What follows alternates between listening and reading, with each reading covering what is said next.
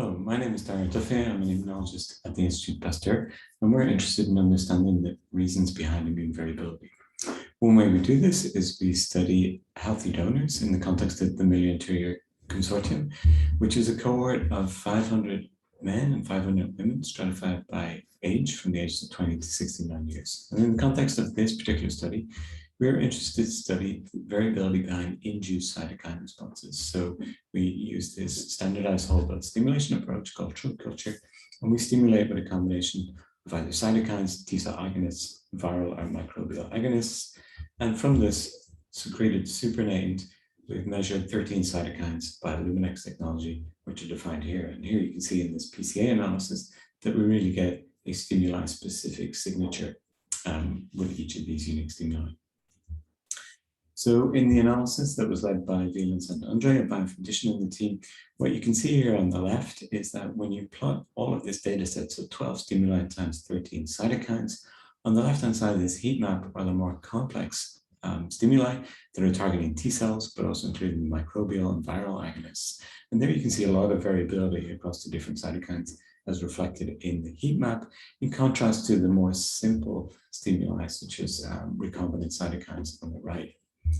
So when we then integrate this data set with 140 environmental factors as captured in our questionnaire, correct for age and sex, we see 12 factors that are significantly associated. So this is with an adjusted p-value of less than 0.01. So we have a high degree of confidence in these associations, and we can see 12 factors that include dietary factors, physiological things like BMI. But if we zoom, or even CMVs here, or positivity, but if we zoom in at the bottom, we can see some consistent smoking effects on the cytokines. So we were interested to go deeper into these associations.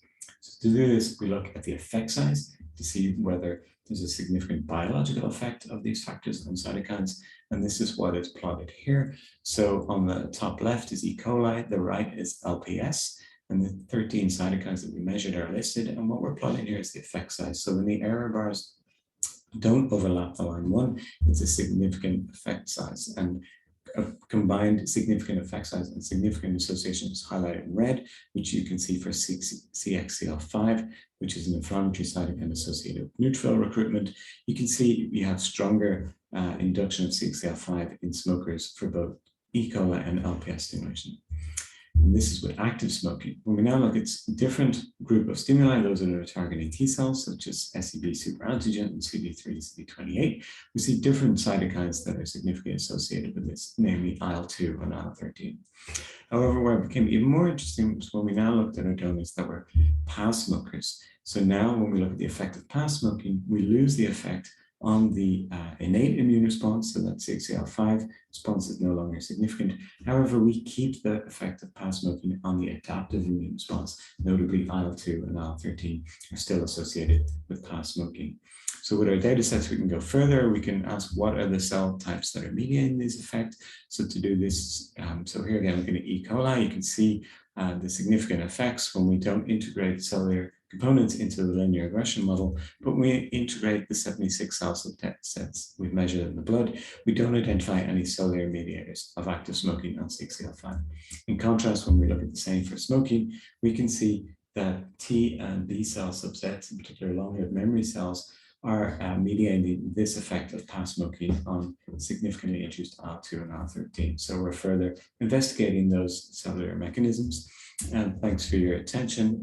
If you'd like to get in contact and discuss this further, please don't hesitate to do so.